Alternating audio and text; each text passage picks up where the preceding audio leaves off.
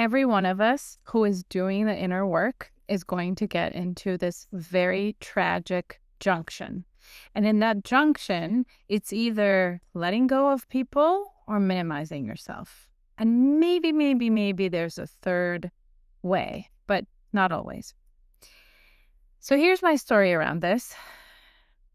When I was a kid, I was growing up and I was kind of always like into doing inner work, into exploring my trauma, exploring my patterns, understanding myself better, all the things. Can you relate to that?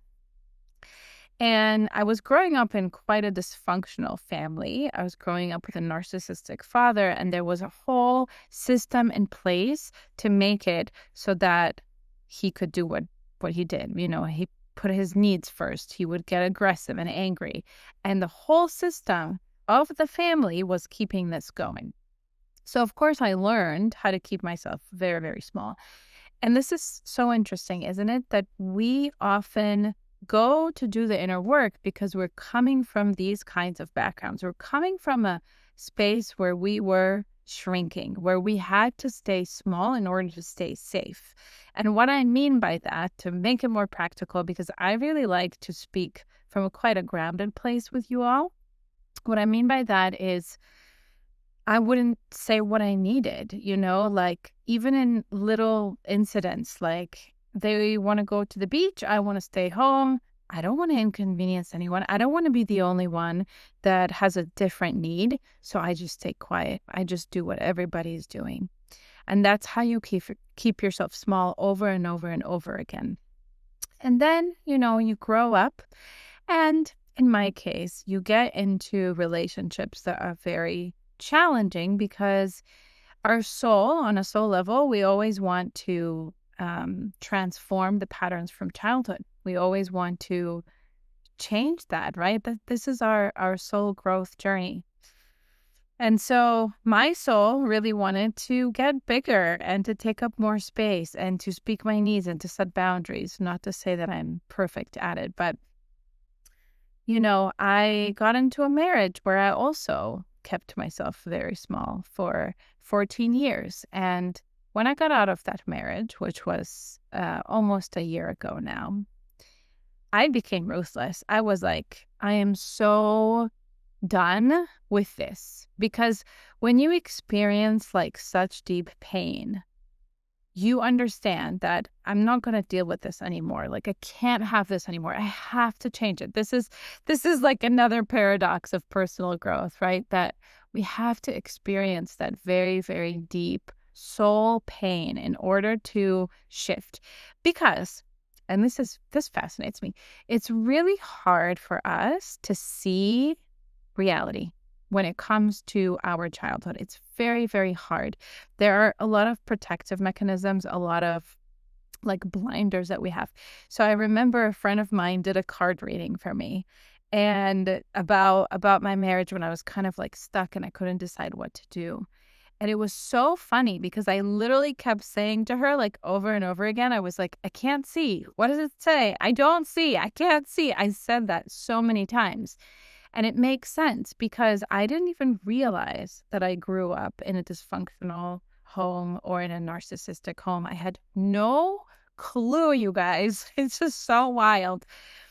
Other people probably had a clue. I didn't have a clue.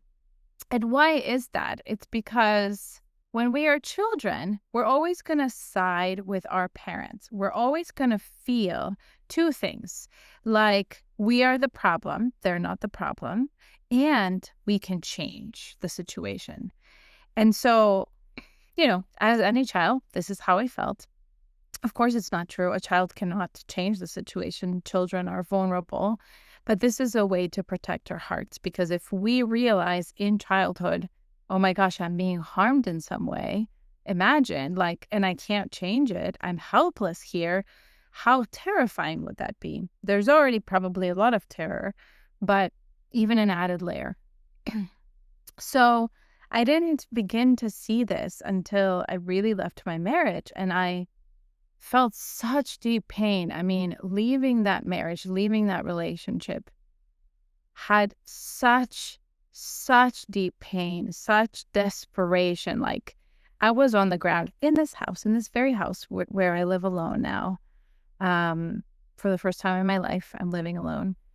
I was in such deep pain, helplessness, and desperation. Like, I would talk to God every night and be like, what do I do? Like, I don't know. What do I do? And it wasn't just the ending of the marriage. It was like all the trauma that was coming out that was kind of soothed by being in this marriage, because a lot of times we stay in situations that maybe feel less painful than the pain we're trying to mask. And that's really what I was doing. I was trying subconsciously, obviously, to not feel that childhood pain. And as much as I was doing inner work and like working at it, I still wasn't accessing the fullness of that pain. And my divorce and that breakup really brought this up. And it brought it up so deeply that I was like, no more. Like, I won't take any more of this. And so I ended up actually being estranged from my father, from a few members of my family, actually, which was really challenging, really difficult, really complex. And at the same time, around all of this happening, like the most tumultuous year of my life, all these amazing humans just started showing up out of nowhere, seemingly.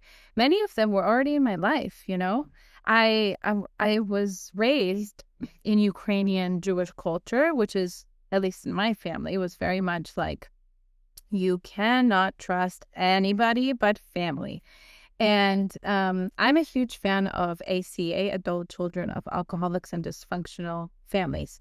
And one of the things we talk about in ACA is the don't feel, don't trust, don't speak rule. Okay. So this rule it functions in families. And if we break it, we're breaking the happy little dynamic that is going on, right? If we speak the truth, if we feel our emotions, if we trust other humans, all of a sudden it's like, no, you're not supposed to do that. Like, everything is breaking apart now. And so this is what happened as a result of me leaving this marriage. I was like, I'm not keeping the silence anymore. And I'm starting to trust. I'm starting to trust people who feel safe, who feel safer. Sorry about that noise. I don't know if you can hear, but I'm in Costa Rica and the trucks abound. That's one of the things too, like moving to a country that feels so aligned to me. Anyways, it's kind of, you have to hit your rock bottom to really get to that place, to the place where you can sense that a change needs to happen. You can sense that people pleasing, which was, of course, keeping you safe and still does, right? It's not like I never people please, but all of a sudden I was able to start receiving support because I was in such a desperate space that I needed it. I needed it.